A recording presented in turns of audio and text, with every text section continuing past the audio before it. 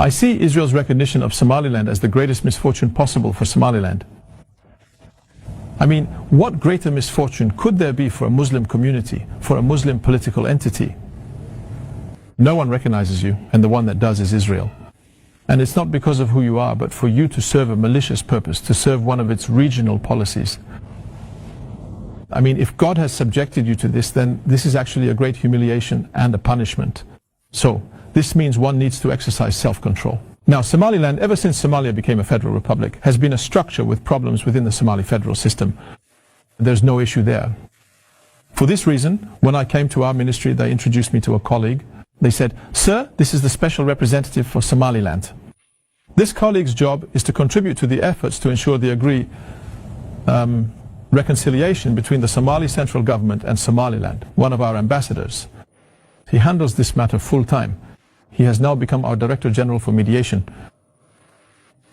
This is a problem we are familiar with, but we have always wanted this, within Somalia's territorial integrity and sovereignty, for the tribes that make up Somalia to perhaps have a more autonomous structure, because Somalia is a new state in that sense, to work things out.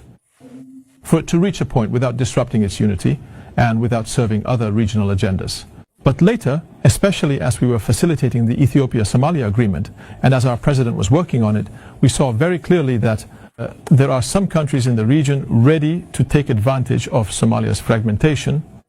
In fact, there are countries that have built certain strategic policies upon this very issue. We realize this. And that is why, in fact, the Ethiopia-Somalia agreement needed to be implemented as soon as possible. Normally, the Somaliland project, and look, I'm saying it here, the Somaliland project was a project that was supposed to be implemented 2 years ago. The moment we brought Ethiopia and Somalia together, when we united them, suddenly that project was thwarted at that very moment. But later, some parties revived it, because when Israel felt isolated in the region after the Gaza genocide, it started to put another plan into action. Of course, when you look at Somaliland, it controls the area just south of the Gulf of Aden. And to the north, of course, there is Yemen. Both Yemen and Somaliland control the Gulf of Aden. What does this mean? It means controlling the entrance to the Babul Mandab. Anyone with a little knowledge of geography, a little geostrategic culture, can see what kind of game is being played simultaneously the moment they look at the map. Thankfully, we have taken our measures against this.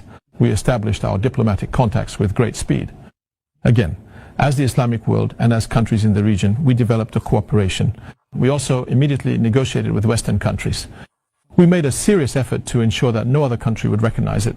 So, thankfully, none of the countries that were expected to do so on the first day recognized it. And hopefully they will not.